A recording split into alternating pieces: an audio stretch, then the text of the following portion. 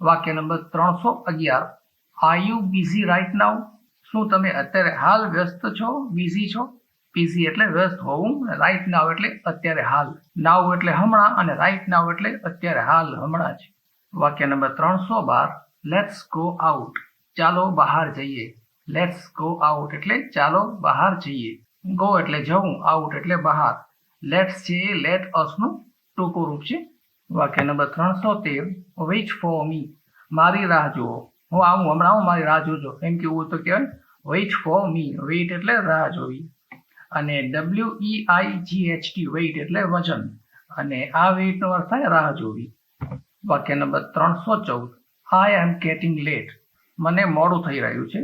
Late એટલે મોડું, એ તો તમને કદાચ ખબર જ હશે. આ શબ્દ પણ આપણે ગુજરાતીમાં વાપરતા જોઈએ છીએ કે લેટ થાય છે એટલે મોડું થાય છે.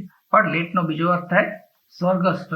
આપણે ગુજરાતીમાં જેમ કોઈ ગુજરી ગયેલી વ્યક્તિના નામ આગળ સ્વ લખીએ ને, સ્વર્ગવાસી, એવી રીતે ઇંગ્લિશમાં લેટ લખવામાં આવે છે. લેટ ફલાણા ફલાણા એટલે સ્વર્ગસ્થ ફલાણા ફલાણા.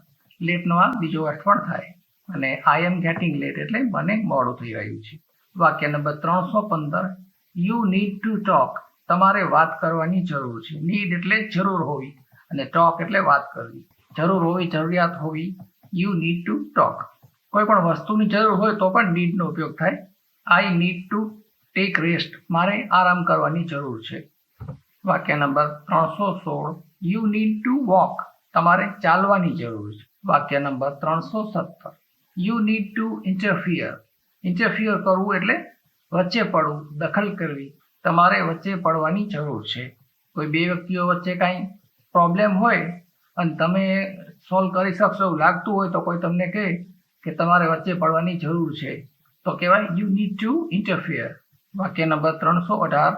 They will come. તેઓ આવશે. વિલ એટલે આવશે, ભવિષ્ય દર્શાવે. વિલ.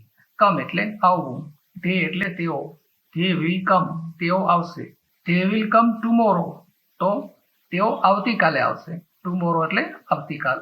વાક્ય number 319. Can you come to my home? શું તમે મારા ઘરે આવી શકો? વાક્ય નંબર 320. Don't do it. એવું ના કરો. ડોન્ટ એ ડુ નોટ નું ટૂંકું રૂપ છે, એટલે કે એવું ના કરો.